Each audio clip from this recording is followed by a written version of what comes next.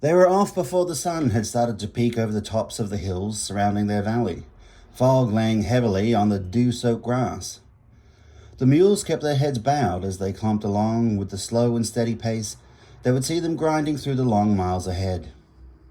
Cielo and Hitch were rugged up in their leathers and furs, their faces barely poking out of their hoods.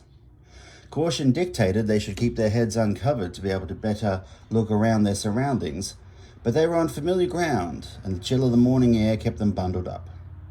The hooves of the mules were not visible through the fog they stirred up, but the sure-footed mounts knew the way unerringly on the dirt track that led away from the dwarf's workshop into the wider forest. Just a few more miles, and we will be coming to the main track, Hitch advised, even though they both knew what was coming up. Cielo simply nodded her head, her gloved hands shoved up her opposite sleeves to better ward off the cold. It was the dwarf's habit to always keep up a running commentary and go over things just to make sure they were on the same part of the parchment. Godspell Woods, aptly named. Just look at the shades of that fallen tree over there. Hitch indicated with a gloved hand off to the side, in between the densely packed trees, lay upon its side a giant red cedar. You'll see no bite of woodman's axe or toothed saw along its bark, and yet something of its terrible power and strength smote that mighty tree, toppling it over. Hitch let his words hang out there for a moment to better impress upon Cielo the magnitude of his statement. And now it lays, like a slumbering god, in these silent woods, unknown and unnoticed by all but our eyes. Hitch trowed off, returning his gaze to the mules ahead. It was probably a dragon. Cielo's sudden statement caused Hitch to jump in his seat. I'd say it was definitely a green dragon, because green dragons live in the forest, Cielo stated sagely. Oh, is that so? The dwarf asked. Cielo continued on with complete confidence. Oh yes, green dragons live in the woods because they can hide in the trees. Because the forest is green? Hitch asked before continuing on. If that were true, then green dragons could only live in my roaring hearth, golden dragons in a treasure chest, and black dragons in the bottom of an outhouse. Hitch roared with laughter, throwing back his head at his own wit as Cielo turned away, scrunching up her face and scowling darkly. As his laughter died down, he placed his arm around her and drew her closer, patting her on the shoulder encouragingly until she turned to face him. Oh, come on now, little one. Don't be cross with me. We've got a long journey ahead of us, and you can't stay mad at me the whole time. Who'll help me steer the mules? Handing over the reins, she eagerly took them and straightened up in her seat, taking on a very serious expression as she gazed out on her surroundings like a guard dog alert for the slightest hint of danger. The darkened sky began to brighten as the sun rose higher in the sky. Soon the fog had burned off, and their hoods had been pulled back before taking off their coats altogether. Hitch folded his and put it behind his back. Sighing deeply, he wiggled in his seat until he had molded his back into the coat. Cielo left hers across her lap.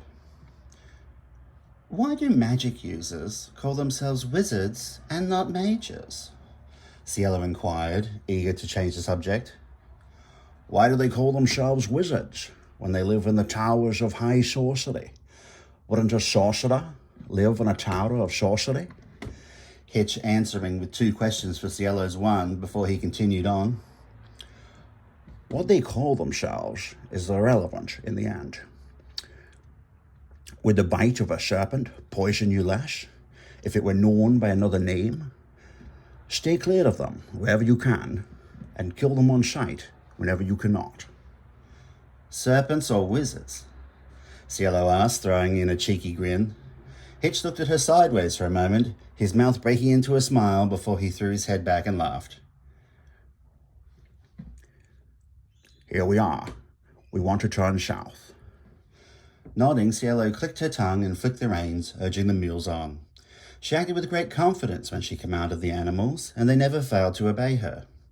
While they seemed to have always taken great pleasure in giving Hitch trouble, they were sweet and compliant when she was holding the reins.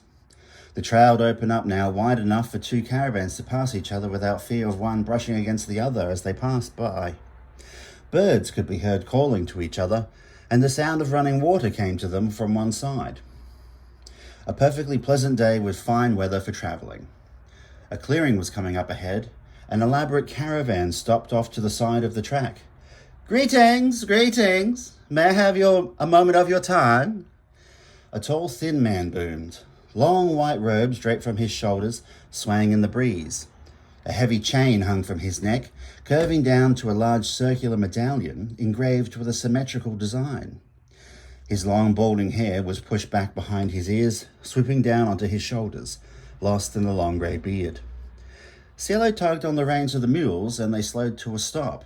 She ignored Hitch as he poked her gently in the ribs, trying to signal her to just keep moving. "Hello, my friends. Tired from the road, are we?"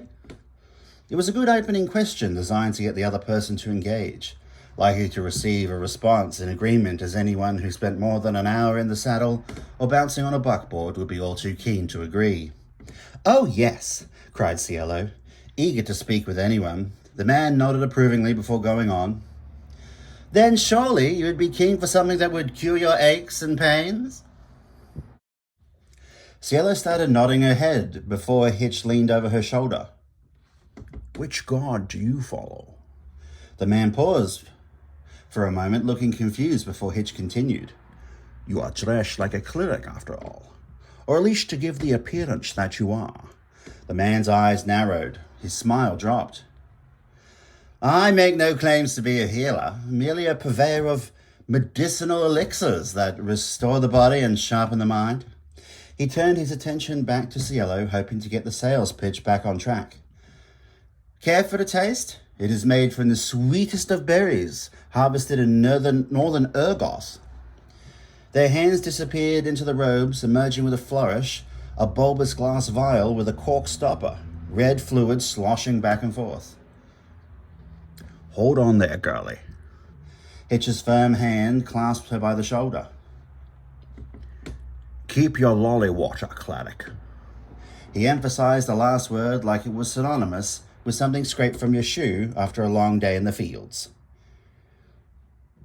"We have a long day ahead of us, so we better be moving off now." His eyes bored into the side of Cielo's head. Her cheeks flushing red with embarrassment, she flipped the reins, and their trusty mules started to trundle off. Hitch looked around as they moved off, keeping his eyes peeled for any signs of movement. The potion peddler remained where they were, arms crossed as they scowled at the pair shrinking into the distance. When they had gotten far enough away, he threw up his hands in frustration before storming off into his caravan. "Who told you to stop?"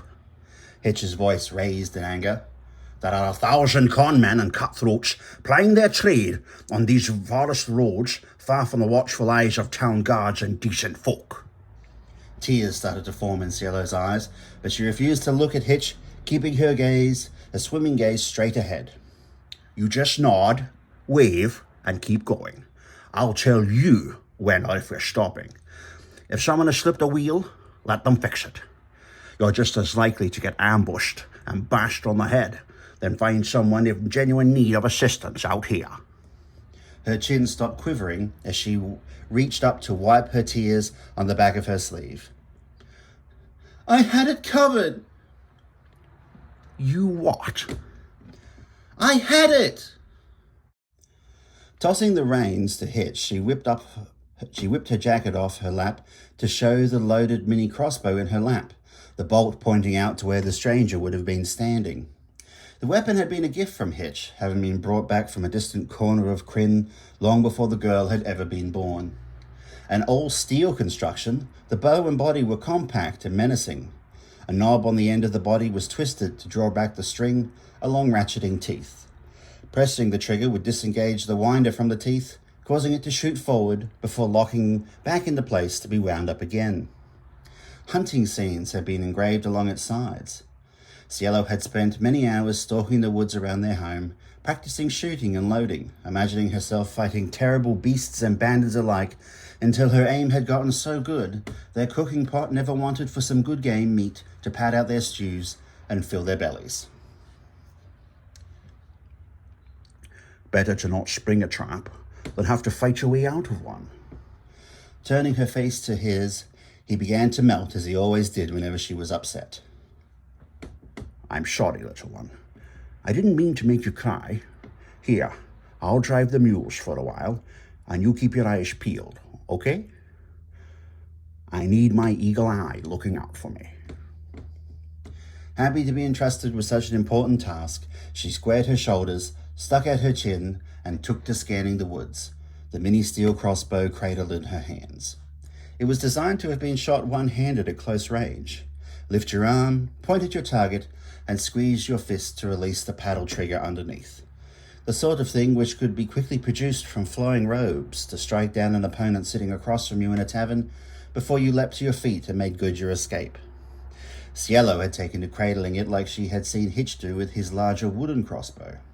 Hands held waist high, head and shoulders turning to scan together until your target was spotted before raising up and loosing it in one fluid motion.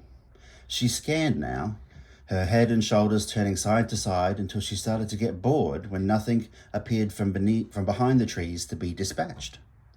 The hours rolled on as the sun climbed higher into the sky. Stopping by a stream, they watered the mules before stretching out on the soft green grass to enjoy a simple meal of dried fruit and meat. Looking up into the blue sky to gaze at the passing clouds, it would have been all too easy to drift off for a nap. All right, enough of that. Let's get back on the road. Hitch ordered before slowly rising to his feet, loudly moaning and groaning as his aching muscles protested. What's the matter, old man? The mules protest less than that, Cielo called over her shoulder as she skipped to the wagon. That's venerable dwarf to you, human pup. Hitch sang out as he hobbled after her. He could have used the rest, but they had a schedule to keep. After a few more steps, everything popped into place, and he was confidently striding up to the wagon, where she was already sat perched on the side facing him. Help me up and slide on over. I'll take those, thank you. Gripping his hand in hers, she helped pull Hitch up into the wagon, sliding across as she did so. Taking up the reins, he flicked them, but the mules refused to move. He whistled and called out. Still, they refused to budge. Come on now, sweeties, Cielo calmly intoned.